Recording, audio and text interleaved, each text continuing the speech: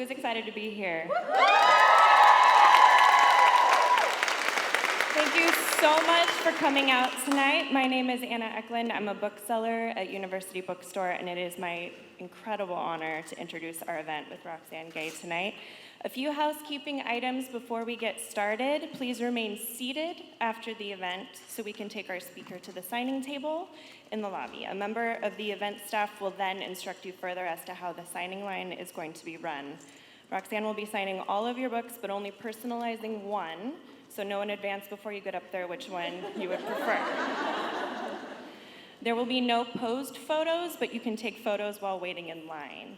And one final thing, originally we were going to have questions be asked via the cards that you filled out, but instead it's going to be an audience Q&A where you can raise your hand and we will call on you, and an events person will also come up and go over how that's going to run.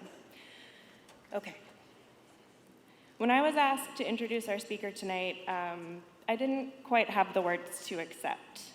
I wasn't certain I could find the words to express what her writing has meant to me and what I know it has meant to all of you.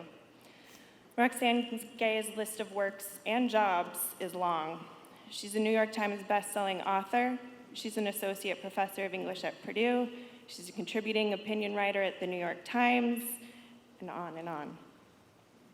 Her published works are equally wide-ranging, from the essay collection Bad Feminist, the short story collections A.T. and Difficult Women, the novel An Untamed State, the memoir Hunger, and of course, Black Panther: World of Wakanda for Marvel Comics. Every work of hers that I have read has shattered me, and then has helped me put myself back together. Roxane has a way of seeing straight to the heart of the matter, of you as the reader, and gazing at it unblinking, challenging you to gaze at it too. She helps you to be a better person, which this world can surely use right now. Tonight, she's here discussing the new essay collection she curated called Not That Bad: Dispatches from Rape Culture. It's a book that is particularly timely in light of the Me Too and Time's Up movements, in light of the conversations and blind sightings taking place around us. In her introduction to this book, she talks about how it is a place for people to give voice to their experiences, a place for people to share how bad this all is, a place for people to identify the ways they have been marked by rape culture. I think right now we all need a space carved out to talk about how bad this all is, and Roxane Gay has helped to create one. She will be in conversation tonight with Nicole Broder, a columnist at the Seattle Times, who in an interview said that she is drawn to stories about ordinary people doing extraordinary things, that she likes to help give a voice to people who may not be able to have one otherwise. This is going to be an extraordinary conversation, so please join me in welcoming Nicole Broder and Roxane Gay.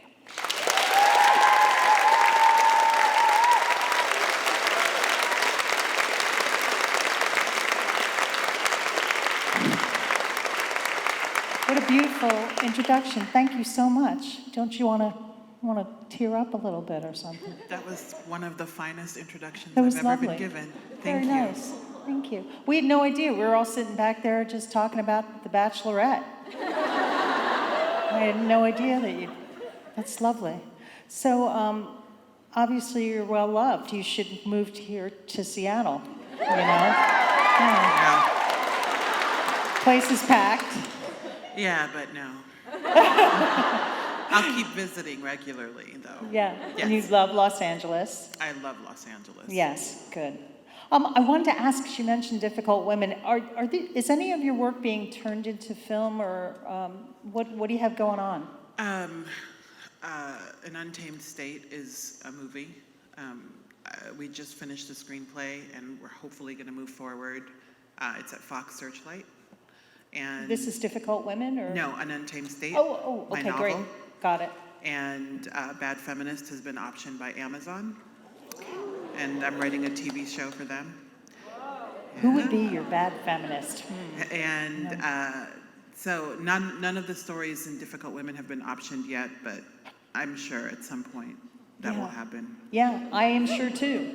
Yeah. These are just the kind of stories that need to be widespread everywhere, and put women behind the camera and in front of the camera. So.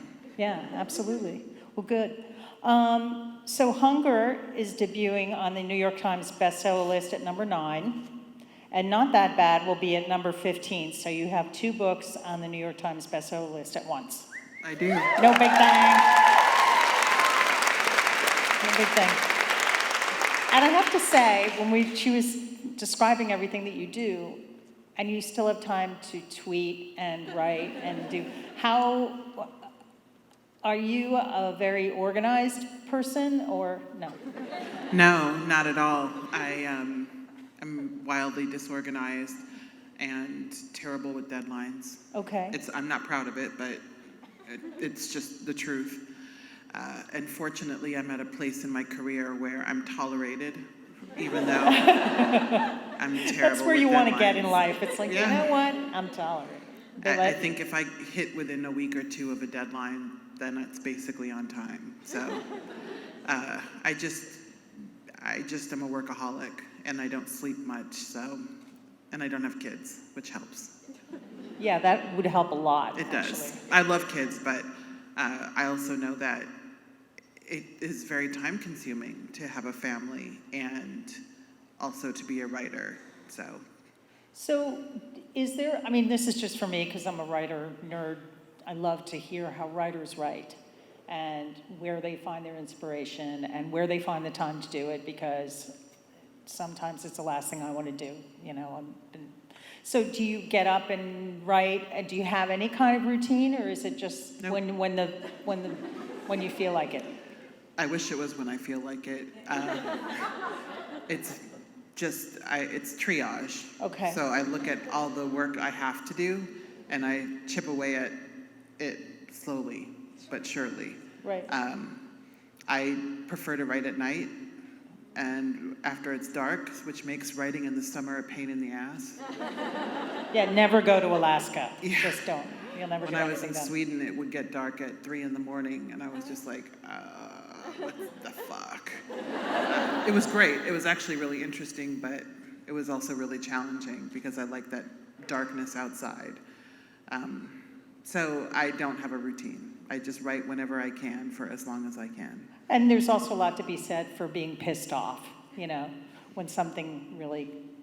Oh, well, yeah, when something happens in the news or in the world that I feel the need to respond to, oftentimes in the moment, I will have an opinion and I'll start to put something down.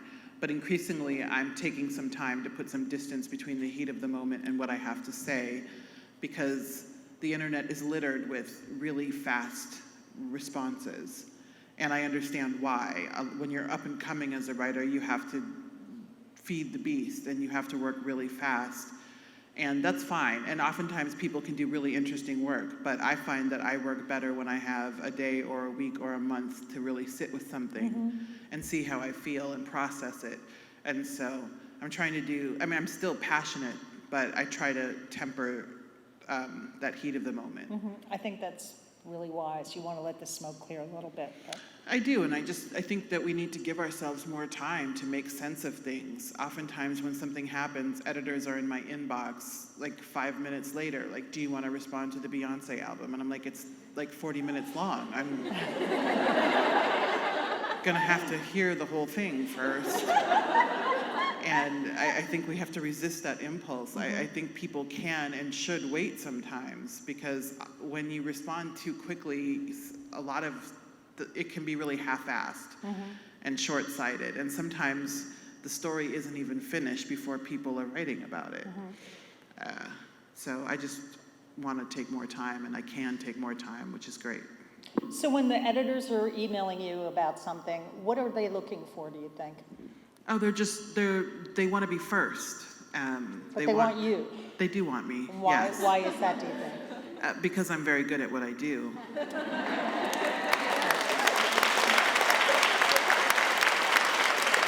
Okay, I love you. All right, so let's talk about this new book, Not That Bad, Yes. which is a collection of essays about rape culture. Your timing is amazing and impeccable. I try. Yeah.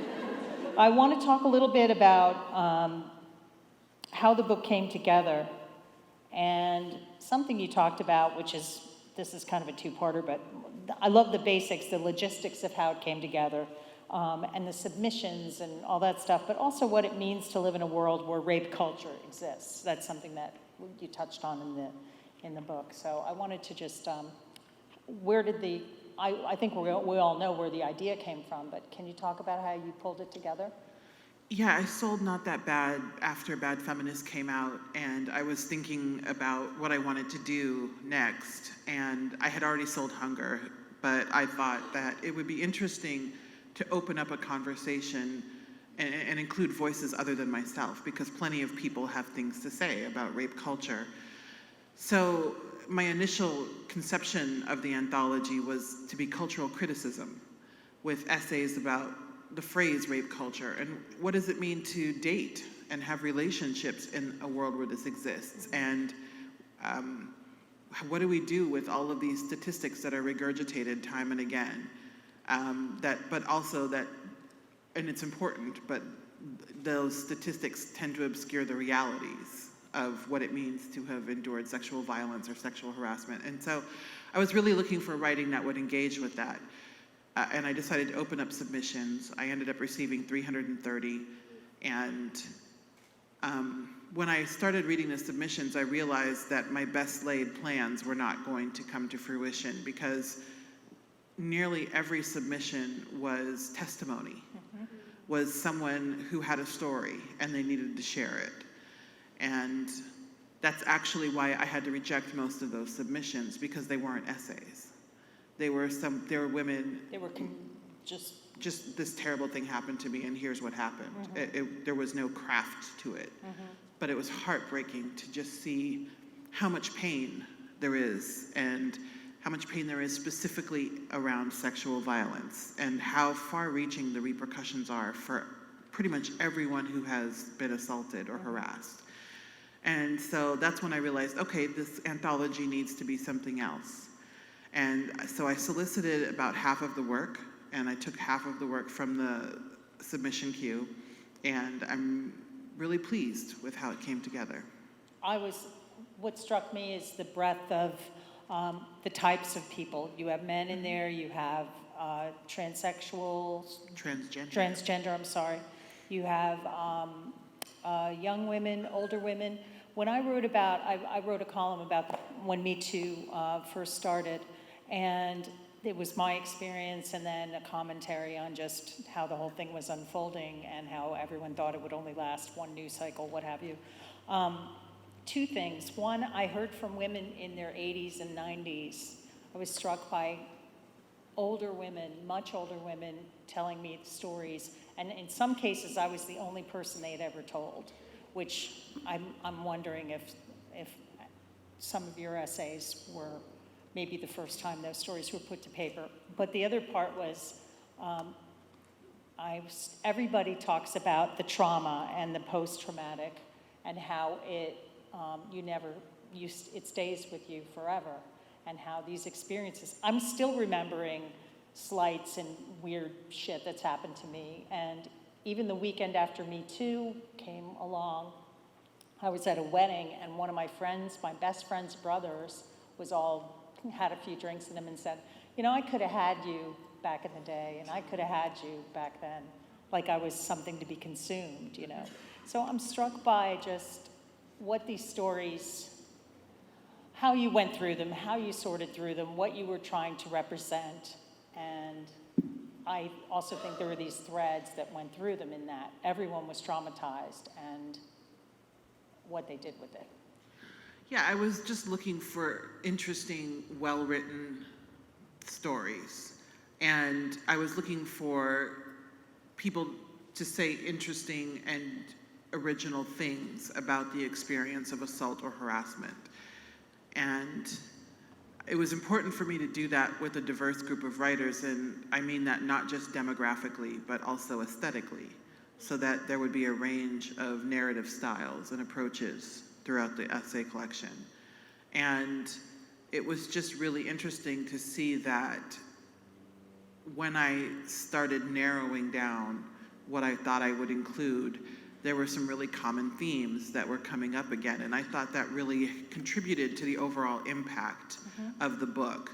that nearly everyone diminished their own experience in some way and thought, okay, well, what I went through sucked, but it wasn't that bad. And I'm really interested in that diminishment and why we do it and how damaging it is to do that.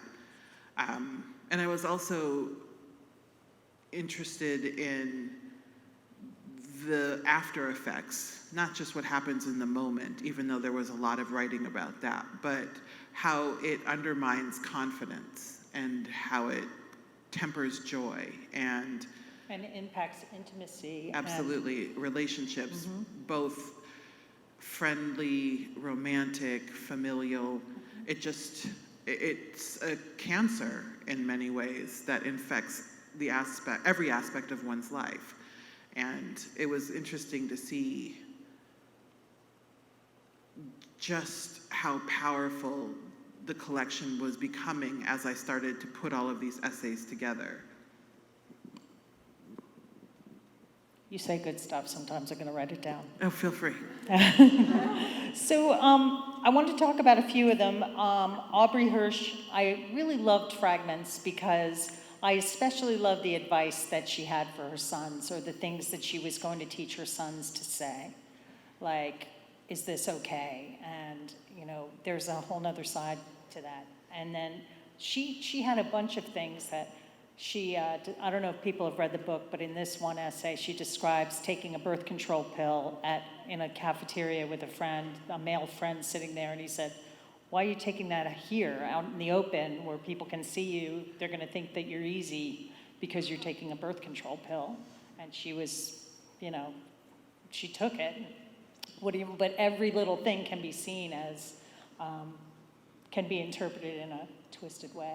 Yeah, Aubrey's essay is the first essay in the collection, and it was, to my mind, the best essay to open the collection with, because what she really showed was a lot of the seemingly smaller things that happen, the sexual harassment, the comments when you're walking down the street, the esteemed writer that visits your campus and hits on you, and how they accumulate, and how they really start to reshape how you see yourself, and how you see men, and how you see intimacy. And so I thought it was a really good essay to set the tone.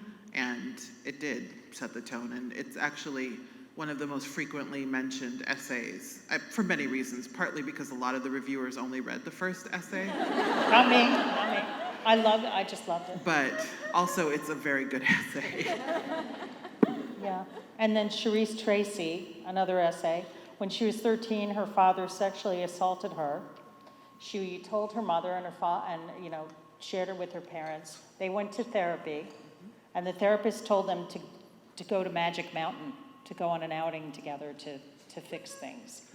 Yeah, people have the most asinine advice and sort of punishments for people who commit sexual assault and rape. And to tell a young girl who has just been raped by her father that they should go to Magic Mountain, as if Disney World will fix everything, just shows that people don't even understand. Or they understand and they don't care. And they think, oh, this is fine. I went to boarding school, and recently, for the past 2 years, we've been dealing with a lot of scandal because one of the teachers that was there during my time actually had an affair with a student, and then there was a young man who sexually assaulted a girl by grabbing her ass and cornering her and doing all sorts of things.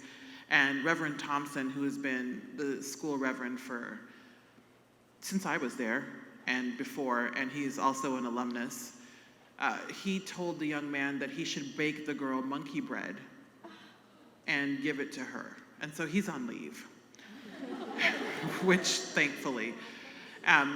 Unfortunately, there's some other stuff going on there because Reverend Thompson is black and Exeter is racist, but he advised that this young man bake monkey bread, as if that would make everything better, because he didn't want to damage the young man's future, but he wanted the young man to put some effort into reconciling.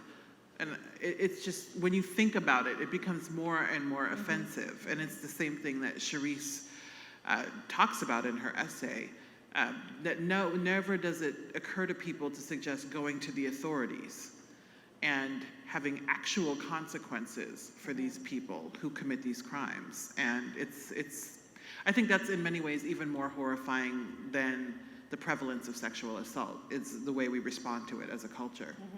One thing that I liked about the book, there's this discussion about, did it really happen? A lot of what came out of me too was people felt for the first time that they were being listened to, that people actually believe these stories. And I look at Not That Bad as something you can kind of hit people over the head with.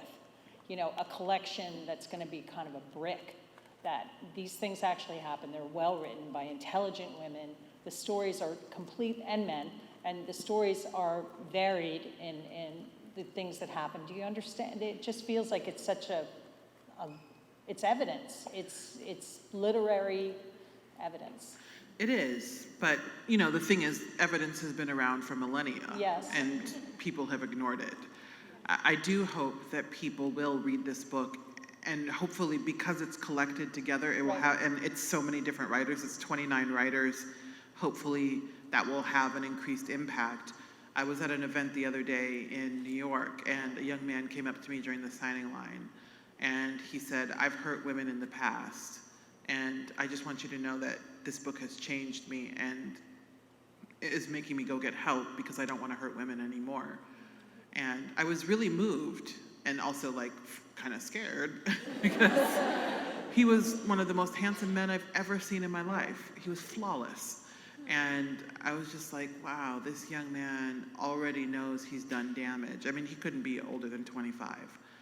And I just thought, wow, what happens in a world where a 25-year-old man knows he's already done damage to women? And I don't know what kind of damage, he didn't specify, but he had enough self-awareness to know he had done wrong, and that this book was helping him to face that.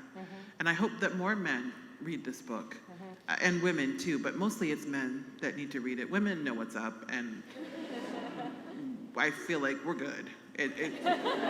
Honestly, I do.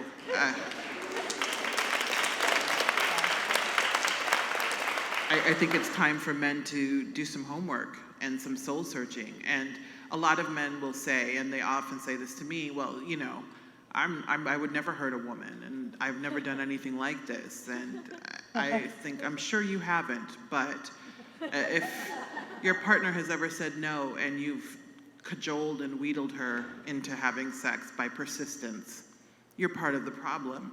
And if your friends have bragged about their sexual exploits and diminished and degraded women, And you said nothing. and exactly, and you were silent, you are part of the problem. And then they say, but then you're trying to, emasculate me. I'm like, no, be a dude. Smell and whatever. Sit with your legs spread open because of whatever. And, it's fine. No one's telling you to not be a man, but we are telling you to not be an asshole.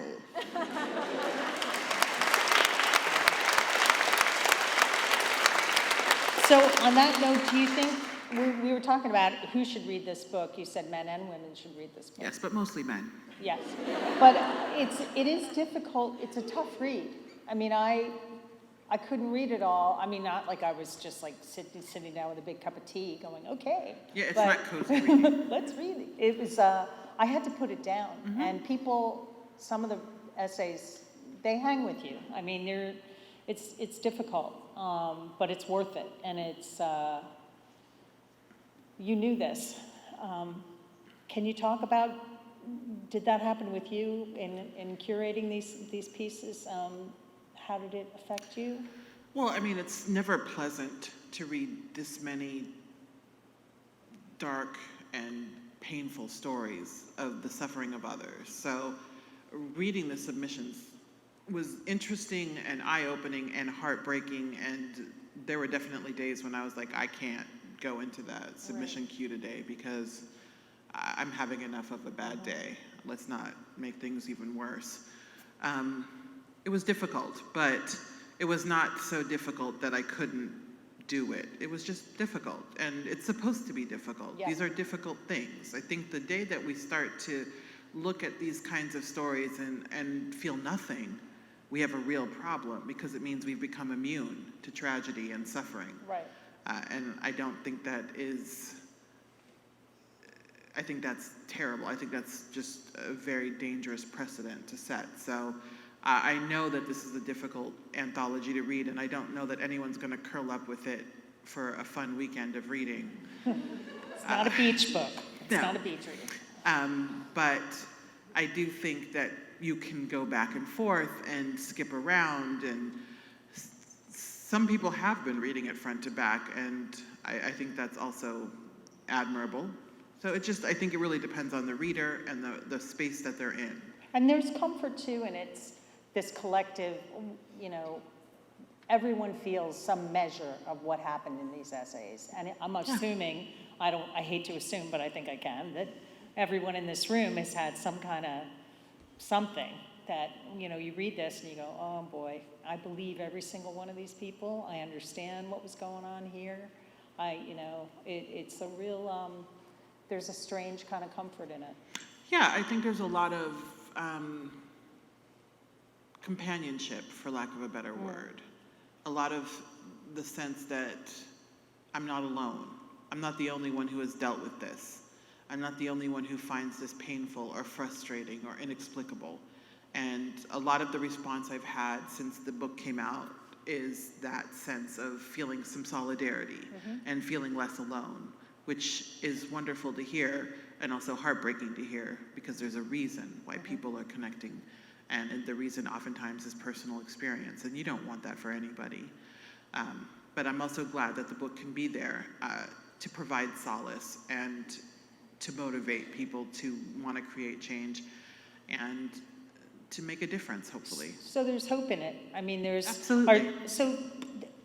Do you feel like things are changing, and do you feel hopeful? I don't feel hopeful. No, I'm not going to lie to you. But I do think things have the potential to change. I think we're in as good a position as we've ever been to try and create change, as long as we sustain the energy that has been generated thus far by Me Too and Time's Up. You already hear people talking about fatigue and backlash and worrying this over, and it's gone too far. No, rape is going too far.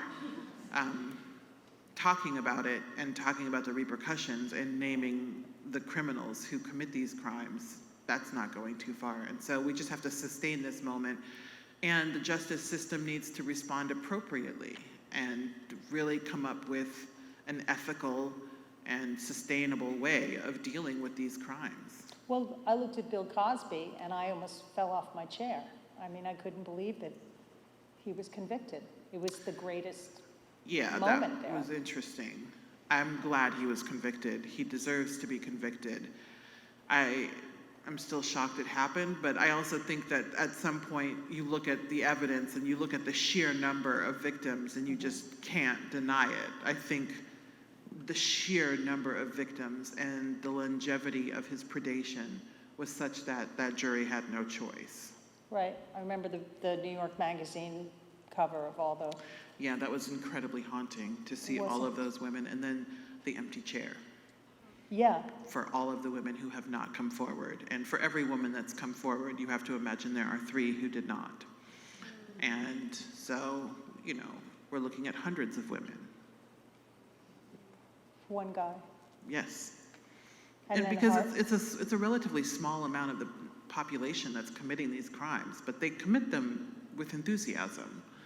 And oftentimes they are serial predators.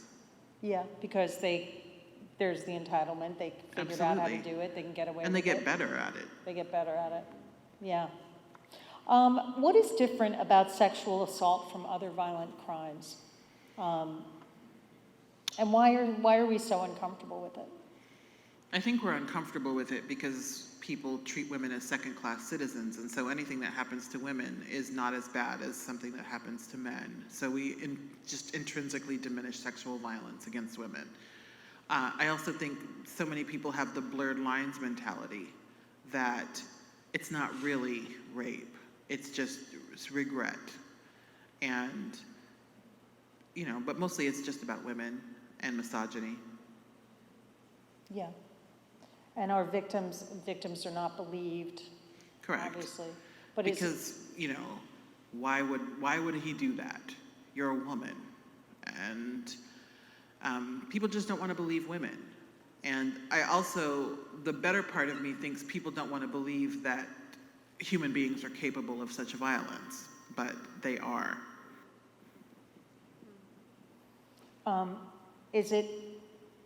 I wonder if it's just too personal for people to wrap their heads around, too, the things that you have to... I mean, that could be it, but I think it's just mostly misogyny. People hate women, and they hate women's experiences, and so they just don't want to believe women. And it's hard to face that, but I think that's 85% of the issue, which is very sad. I hope that that's changing. I'm hopeful. I mean, because you look at the kind of women who are speaking out, and you look at... Well, that's actually the problem. The kind of women that are speaking out are generally wealthy and white. And so people are going to believe them because they're like, yes, of course Uma Thurman has dealt with this. And of course Aja Argento has dealt with this. But we're not seeing the stories of women who can't afford to come forward and who can't afford to jeopardize whatever professional standing they have. And who don't have a voice. Correct. And that is not to diminish the stories of the women that have come forward, because what's been interesting is that so many of the actors that have disappeared that I really loved, now we know what happened to them. Harvey Weinstein happened to them. So that's just painful. Annabella Sciorra, Mira Sorvino, they are incredibly talented.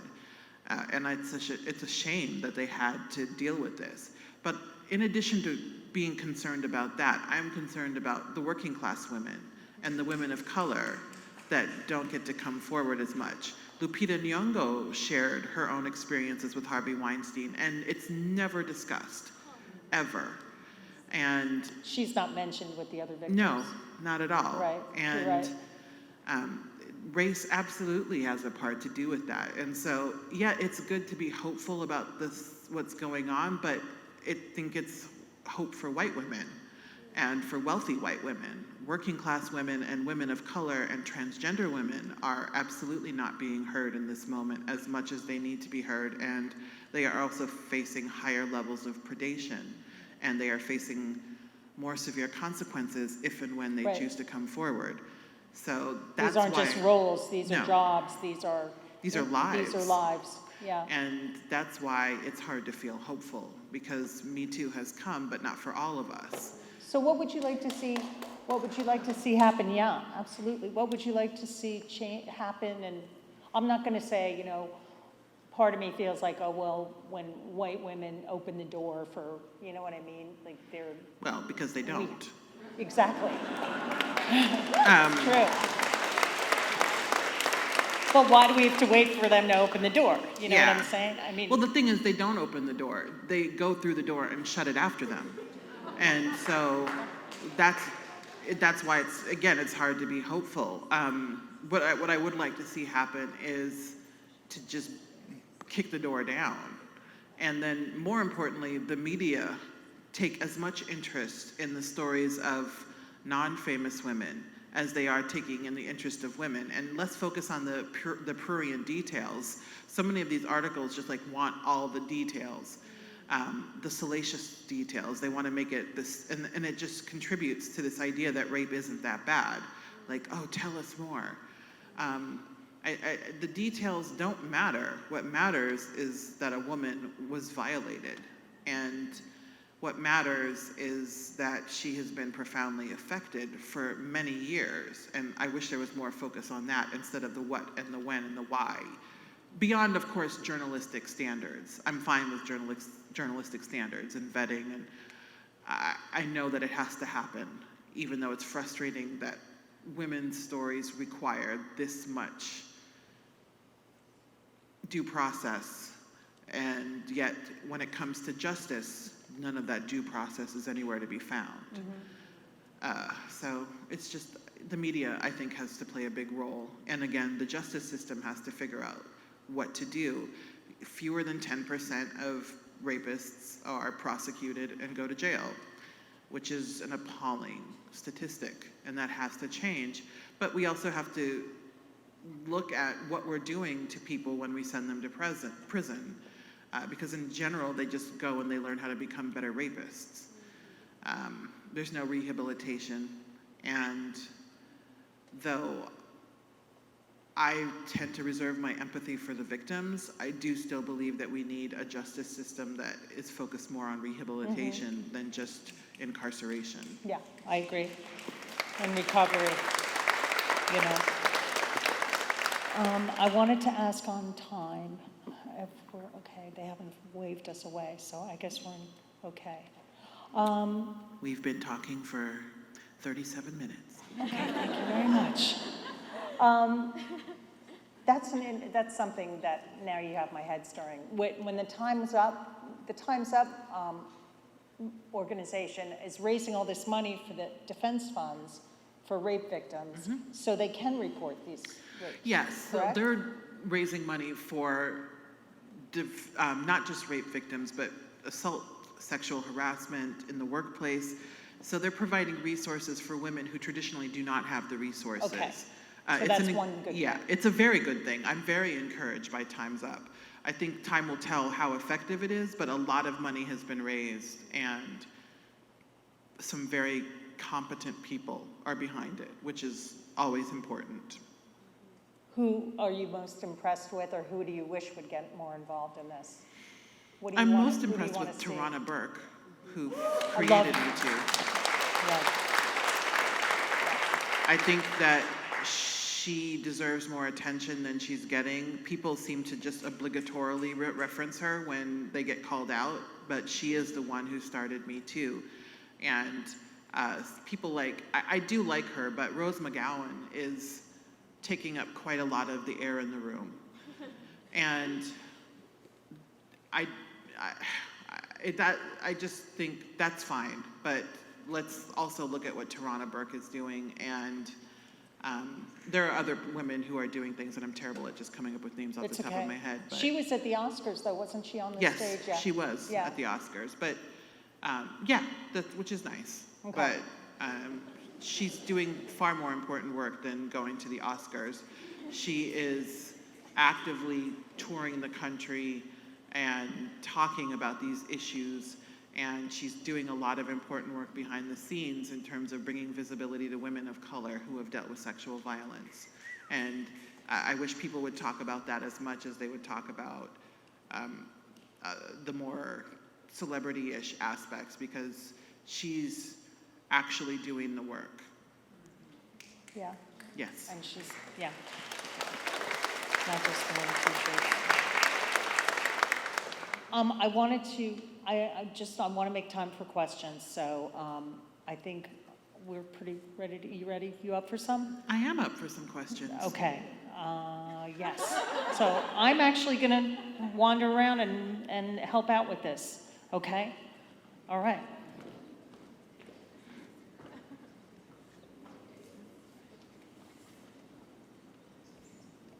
I was just wondering if you could give a list of books that you would recommend reading besides your own, because I love all the ones that I've read of yours so far, and would love to hear what else you like to read. I read everything. I would recommend Sing Unburied Sing by Jessamine Ward, which I thought was beautiful. I actually just finished a book called Bad Blood by John Carreyrou, which is about the Theranos scam. And it's really good and really interesting and fascinating to see how this girl dropped out of Stanford after 2 years with no real scientific background and got $900 million in funding from Henry Kissinger, George Shultz, Rupert Murdoch, a bunch of like fancy hedge funds, and did it on a lie, on a product that does not exist, and that the version that did exist doesn't work. It's really good. I always recommend N.W. by Zadie Smith because it's my favorite novel, other than The Age of Innocence by Edith Wharton, which is it's just like my also favorite. So yeah, those are some things that I recommend. But not To Kill a Mockingbird. No. She Not just To wrote a Kill a review of a Mockingbird. book about To Kill a Mockingbird, and she was not impressed. No, I wasn't, because no. It's the cover review of the New York Times Book Review this Sunday, so you can check it out. Hi, Roxane. My name is Mandy, and I was curious, did you ever get in touch with the man who raped you in the woods? No, absolutely not.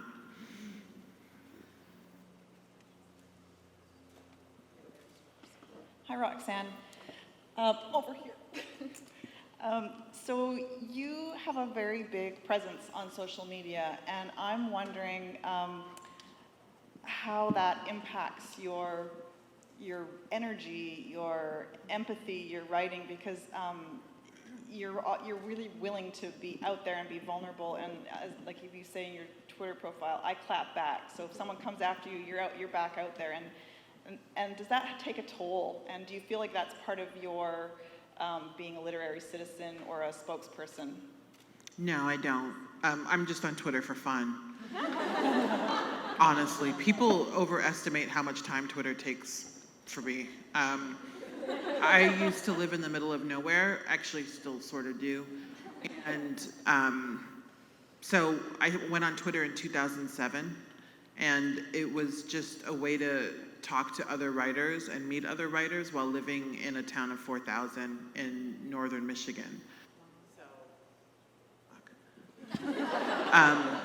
So that's how it started, and it just snowballed. And now, of course, now that I'm more visible and I have a bigger platform, for lack of a better word, I get all sorts of bullshit and harassment, because whenever a black woman dares to have an opinion, there are about 1 million white men who are ready to tell her that she should die.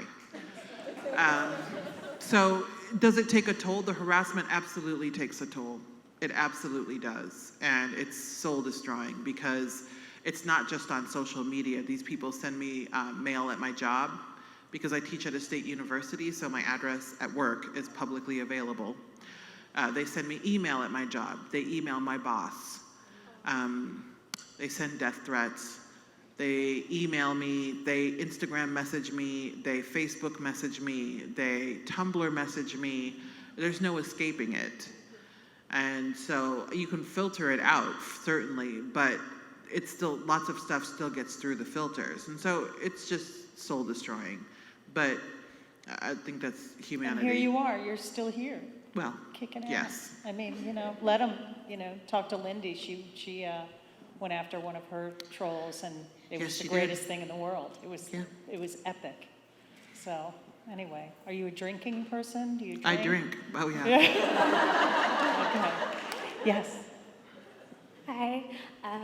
So as someone who's visibly Muslim and Black, I think at this point in my life, I'm only 21, but my question is, for you specifically, I think it's really hard at times to maybe find hope, specifically a Black woman and an American, and at times where, your identity is always questioned and you always have to constantly fight for your existence. I guess my question is, do you have hope for the future? I mean, hope is such a hard question to wrap around, to grasp and wrestle with, specifically as you're constantly being marginalized in this world, and it's not fair to ask a Black person, to say the least.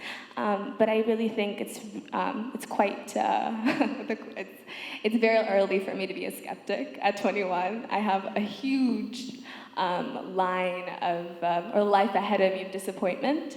So my question is, what should I, how do I have hope, I guess, even, yeah. Yeah, I don't know. I ask myself that question every day. It's really hard right now. It's really hard. I knew that when Trump was elected, I was like, wow, this is gonna be really bad. And that was such an underestimation of how bad it has been. I wish it was just bad, but it's horrific. And so it's really hard, but I also think that we have to continue to have hope. Or what are we doing? Why are we waking up each day? Why are we fighting each day? So I just think it's one of those things where you have to make the subversive choice to have joy and to have hope. Otherwise, they win. And that's what they want. They want us to ask ourselves, how do we have hope? Because they want to break us down so that we stop protesting when they do some new insane thing. And it's not working, but they're getting close because, I mean, it's getting kind of exhausting. And it's a privilege to say that. Oh, I'm tired of the news. Yeah, imagine if you were watching your child be pulled away from you and put into an internment camp. That's, I'm sure, infinitely more exhausting. And so I think we just have to, I think hope is a form of resistance at this point. And so I see it as a responsibility. But there are days when I struggle.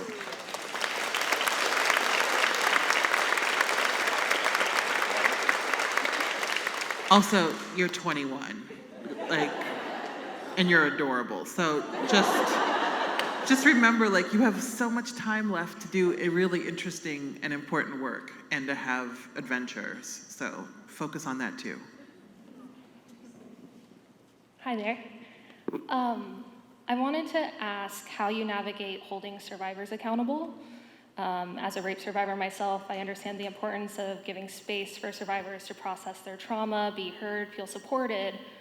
At the same time, especially now with Me Too, we have folks coming out on social media and, kind of outlaying the things that have happened to them, sometimes in problematic ways, especially for white, middle class, upper class women. And I'm just interested to hear how you try and acknowledge some of the problematic things that folks say while also respecting the fact that, they had to endure something really traumatic and all of the complexities of that. When you say problematic, what do you mean? What is a problematic thing a rape survivor would say?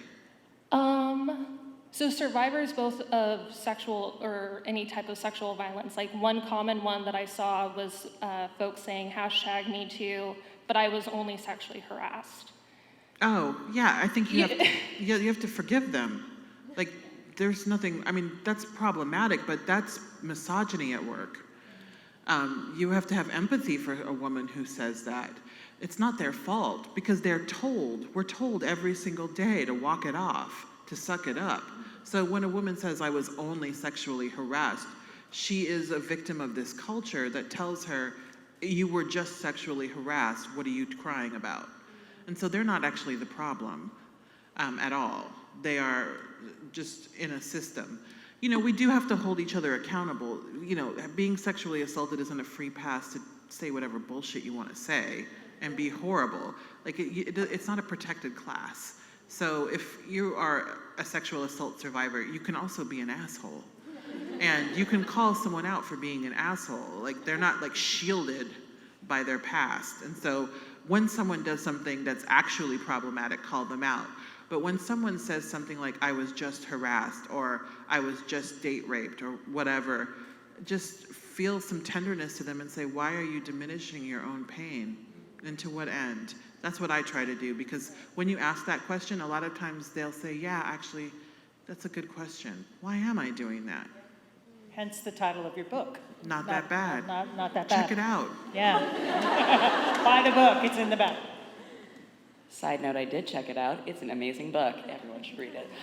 Okay, so I love your book, and I'm very curious, just as a reader and also as somebody who researches sexual assault disclosure, social reactions to sexual assault disclosure, and works with a lot of sexual assault survivors.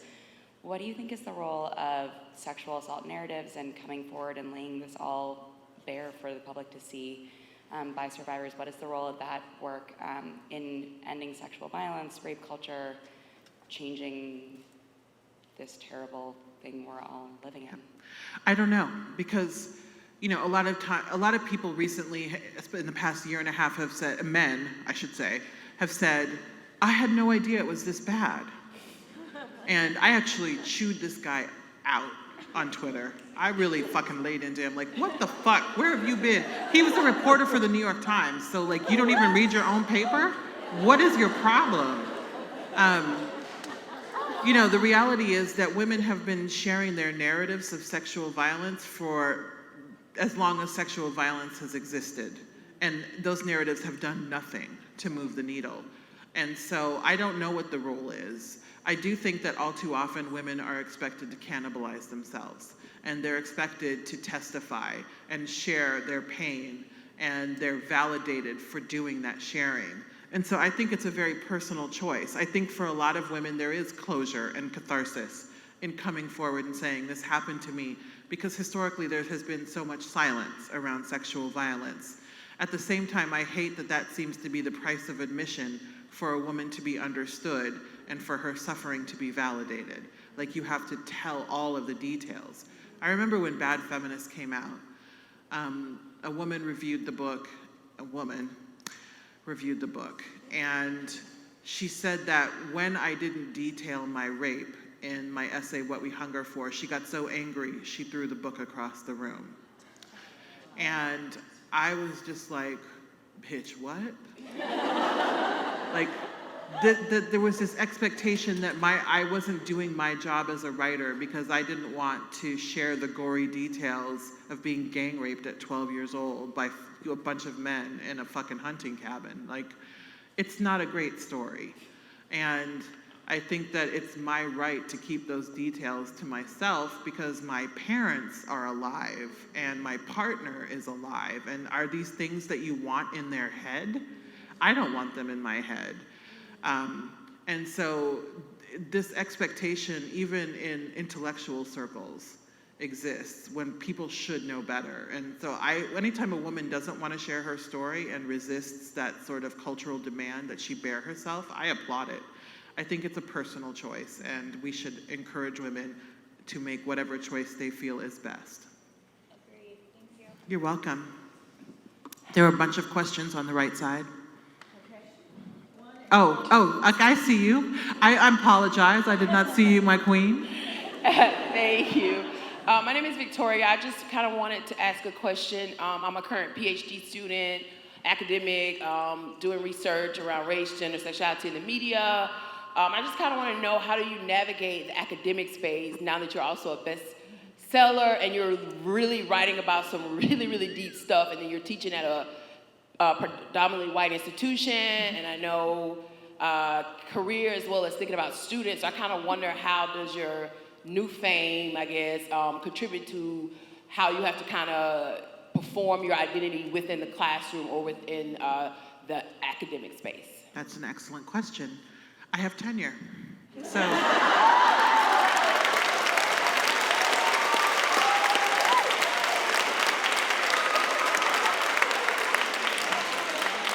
I have been very lucky in terms of my academic career in that I got a tenure track job immediately.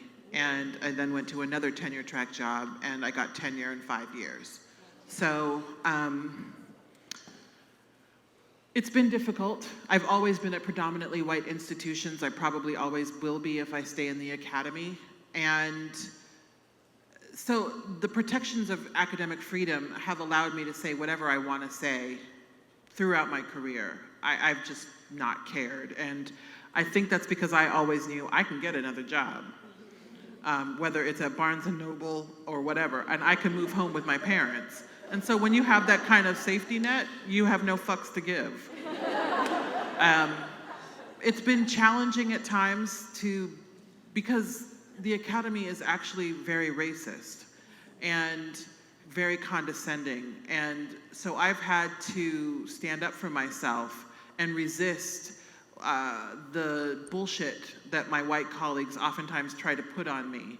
Like, I remember when I got my first job at EIU, Eastern Illinois University, one of these, he was a good old boy, and he was like 80 years old. And he came up to me at a meeting, a committee meeting, because I was on every committee, because I checked 3 boxes. I was a woman, I'm black, and I'm queer.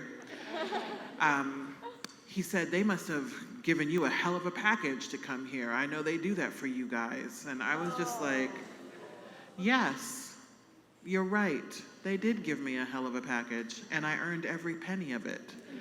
And so having to like do that, but also getting stopped in the parking lot and being asked to show my ID, my student ID, because the security guard making minimum wage can't wrap his mind around the fact that I might work there,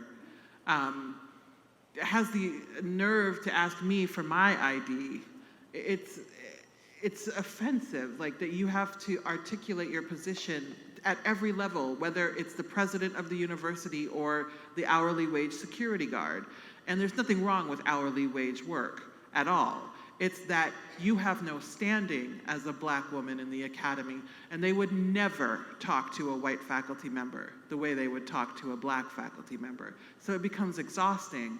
And how are you supposed to produce research in an environment where you have to fight for your standing with your colleagues, with staff members, and then sometimes with your own students? Because at that same university, I had a student use the word colored. And he was not being malicious. He genuinely did not know that you don't call Black people colored. And so you have to do that level of education in addition to what you're being paid to teach. It's exhausting. At Purdue, it's been better because I went into Purdue as an associate professor without tenure and then got tenure, but there was just less service work expected of me. It was more conservative institutionally, and the higher my profile has risen, the happier Purdue has been with me. Because it's a conservative institution, but it's also a capitalist institution. And every time I'm published, in general, it says Roxane Gay is an associate professor at Purdue University, so they get a lot of free advertising in the New York Times from my existence. So they've been really supportive, and I teach I teach one class a year, and so it's not a bad gig. You'll have to excuse my stage fright a little bit here. I wanted to ask you about the place of anger. I find oftentimes, let's say, and it's usually righteous, right? When you're responding in anger to a situation of injustice or something terrible that happens to you, people will often say, man, if you only said that a little more politely, I'd be willing to listen. Mm-hmm. I'm ashamed to admit, I used to be one of those people that would say that. As time has gone on, I've realized that their anger is righteous, and that's really dismissive and terrible. In the more general world, what's the place of being so furious about what's happening when you feel, when it's like the way it is? I don't know. I think anger is an entirely appropriate response to racism, misogyny, xenophobia, and every other thing that we're seeing. And when people say, I would listen to you if you weren't so angry, what they're really trying to do is dictate the terms of discourse to make themselves as comfortable as possible. And we see this, quite frankly, a lot on the left. That if we just play by the rules and we're gentlemanly enough, we're gonna be okay. It's like duels back in the day where there were all these rules, like let's count to 10 and then shake hands before we murder each other. Like, no, you can just shoot me now. It's fine. Yes, a feckless cunt is a feckless cunt. And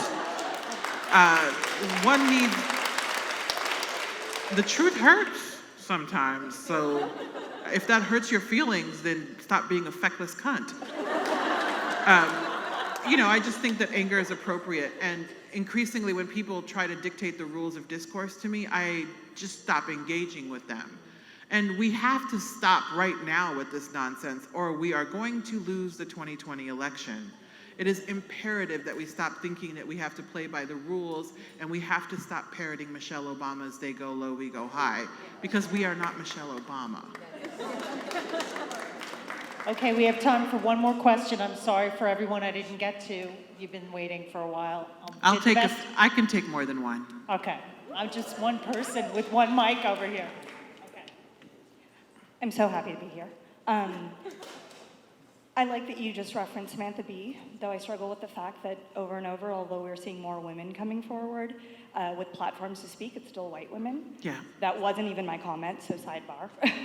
I love the title of your book. I think it really speaks to the nuances of rape culture and the way that to say something is not that bad is to minimize it, but even in the writing, the writers themselves sort of turn that on themselves, and question their own actions that led them to this.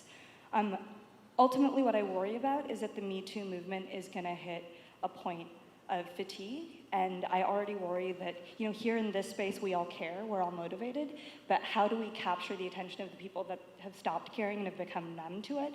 And the way that, with so many people coming forward, it almost creates a normalcy to these experiences that we don't want happening. So how do we address that? Well, I think it's really important to stop worrying about that. I understand where the worry comes from, but think about what energy you're spending worrying like that and not doing the actual work that is demanded of this moment. A lot of people are spending so much time and so much energy worrying about fatigue and backlash.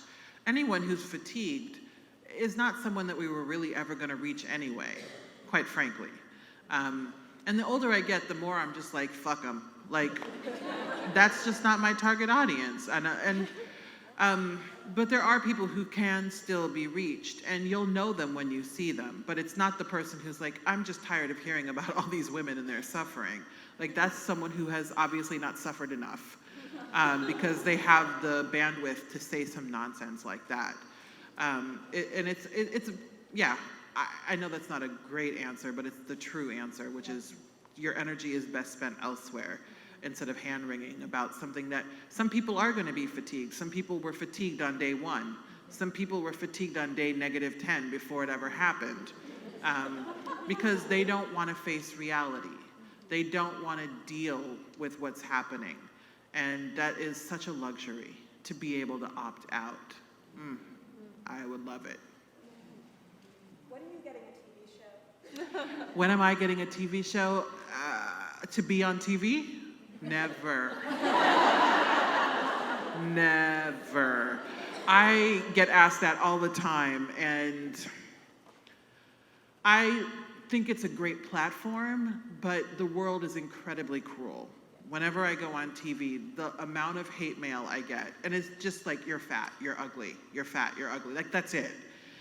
Which I already know, so I don't, thanks, but why? And so it's just, for my sanity, I can't be on TV regularly because I just can't. It's too much.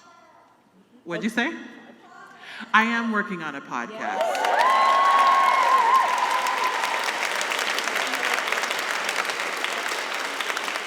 I'm really busy. I have a lot of stuff going on. So I'm taking next year off from my day job. And so I don't think anything is going to happen in the podcast space until 2019, but me and my team are working on coming up with something. I'm actually thinking of doing a podcast, and she knows this, with Tressie McMillan Cottom, because we are friends, and I like the way she thinks, and she's far more leftist than I am, which I need. She pulls me left. And I think that we have some interesting things to say. So hopefully in 2019, we will be, going in that space. I told them I would. Going? I said I would take a few more. Okay, Because there were yay. so many hands. I'm going. You can sit down. Stand up. Yeah, I hear you. Yeah, you. Yeah, you. Where are you?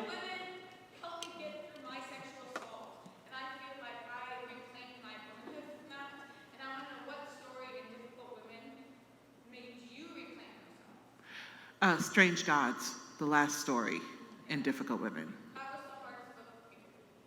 Oh, really? Yeah, it's a difficult story. It is. All of the stories in Difficult Women, speak to me in one way or another because I wrote them. But little detail. But I think the story that and they're actually all fiction, but the story that was the most emotionally wrought for me and that affected me the most in the writing and when I go back and read it is Strange Gods. Thank you. Yeah.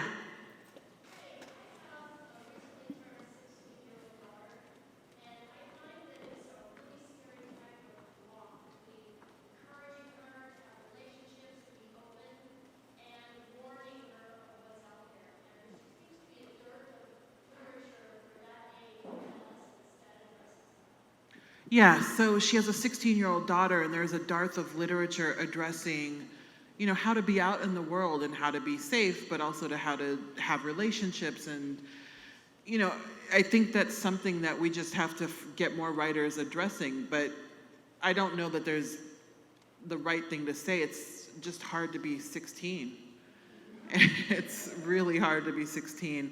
And I think we just haven't figured out what do we say to a young girl right now so that she's aware of the realities of the world, but she's not paranoid, and that she's not living as if she's a victim in waiting. Because that's no way for a person to live, regardless of their gender or sexuality or other identity markers that make them marginalized in the world. And so while you're waiting for literature, just put a range of books in front of her. Oftentimes you're not going to find it all in one book, but you're going to find pieces in different books. And so just use work that speaks to you, that you think, okay, my child is going to get something from this. Yes.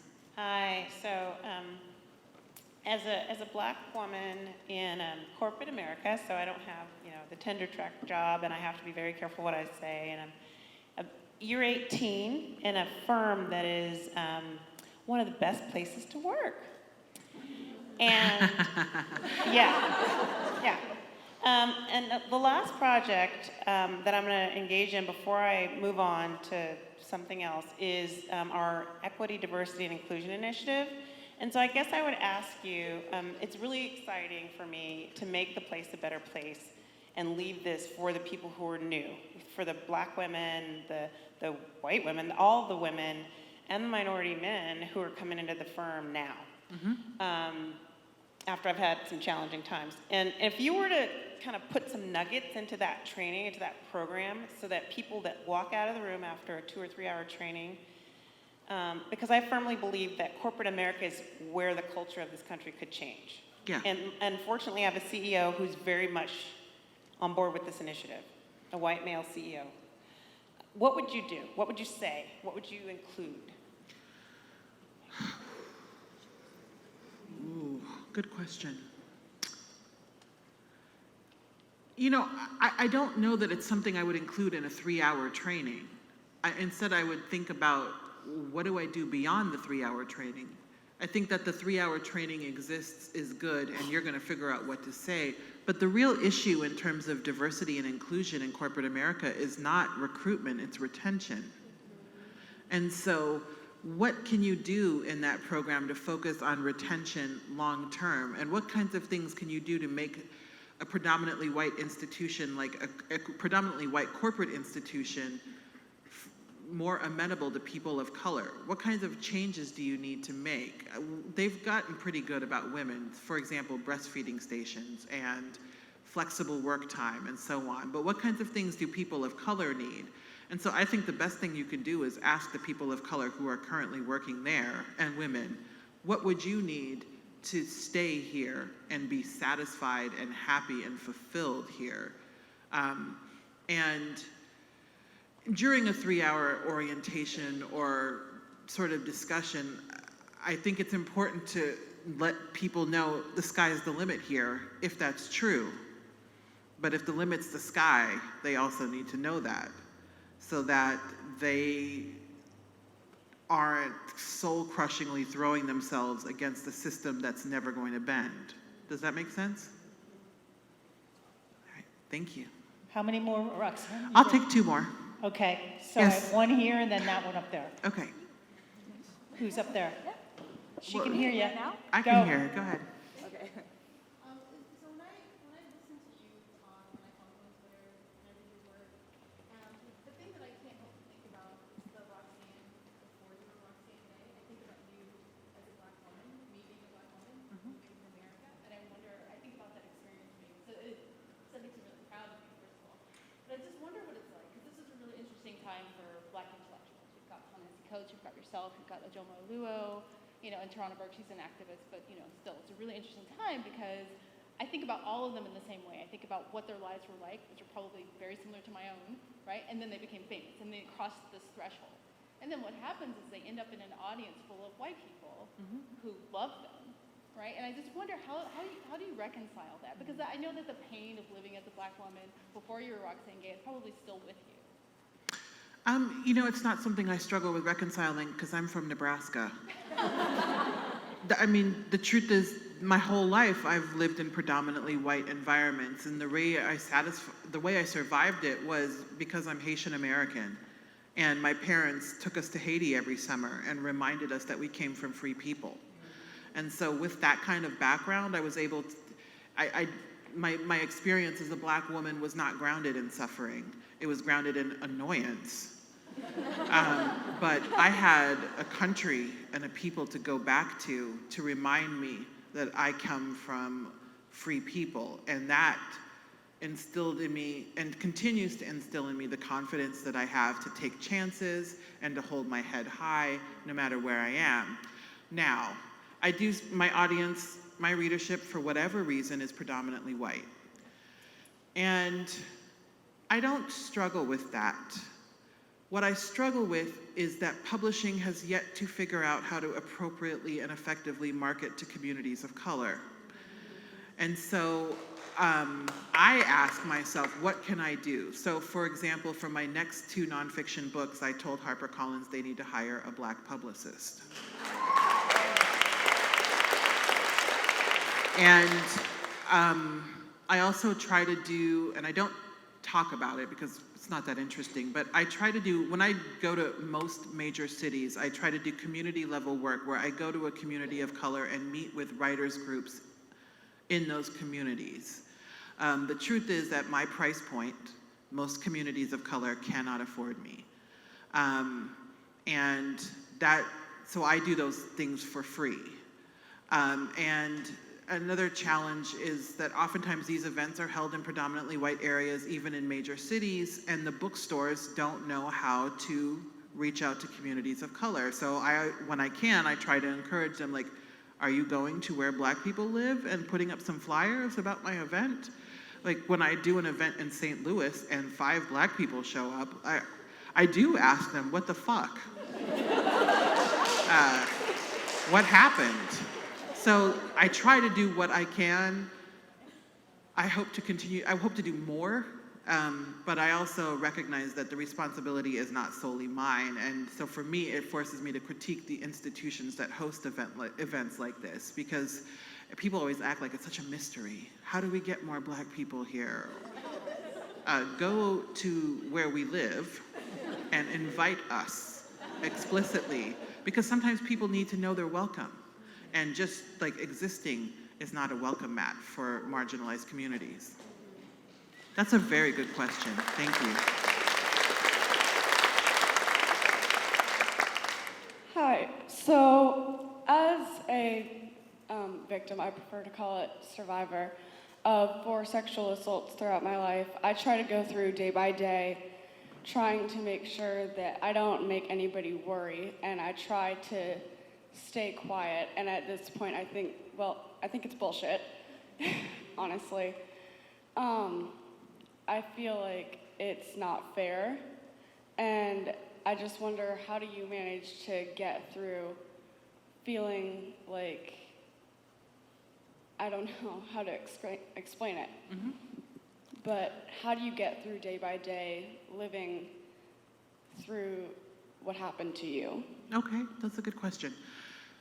Therapy, a lot of therapy, and for me, it's been 30 years. So the truth is that what I wrote in Hunger is true. I'm as healed as I'm ever gonna be, and I'm fine with that. But therapy, which is a luxury that everyone should be afforded, is the main thing that has helped me off and on. And I'm actually back in therapy now for the first time in 10 years because I can afford therapy for the first time in 10 years. Well, actually for the first time in 20 years. But that's what has helped. Getting support for coping mechanisms, for dealing with the trauma, for dealing with the flashbacks, which still happen, for dealing with the self-loathing, and for dealing with food, which has been the biggest issue for me, because that was my coping mechanism in the aftermath of my assault. I also try to just remind myself every single day of how far I've come. I look at where I was, and I look where I am, and I just think, despite their best efforts, you survived. And not only that, you have thrived. And so I try to remind myself of that when I'm feeling low and when I'm feeling like I'm every worst thing that people have said about me and I'm as bad as what happened to me. I try to remind myself that every day that I wake up and open my eyes and I'm still breathing is an act of triumph, because it is. And, you know, I also try to remind myself that I'm allowed to take up space and that I don't have to conform how I move through the world to make other people feel comfortable. So that includes using the kinds of language that I want to use and talking about my assault as often as I want to talk about it, instead of, like, because there are some people in my life who have said, "Are you done talking about rape yet?" No, actually, I'm just getting started. And so I try to take those moments for myself, and I encourage you to take those moments for yourself where you can, and to take up space where you can, and to recognize that you have survived a level of trauma that would break someone, but it has not broken you. And you have to say that to yourself over and over again, because it's true. Thank you so much, Seattle.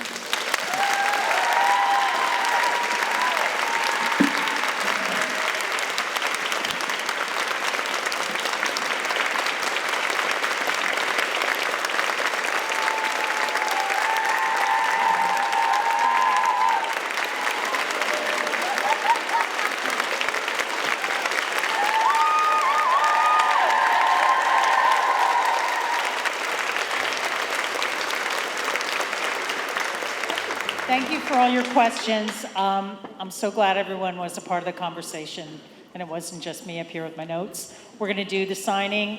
I am a little worried about time, so we'll get through it, but thank you all for being here and for being an amazing audience. It was really the best. Thank you.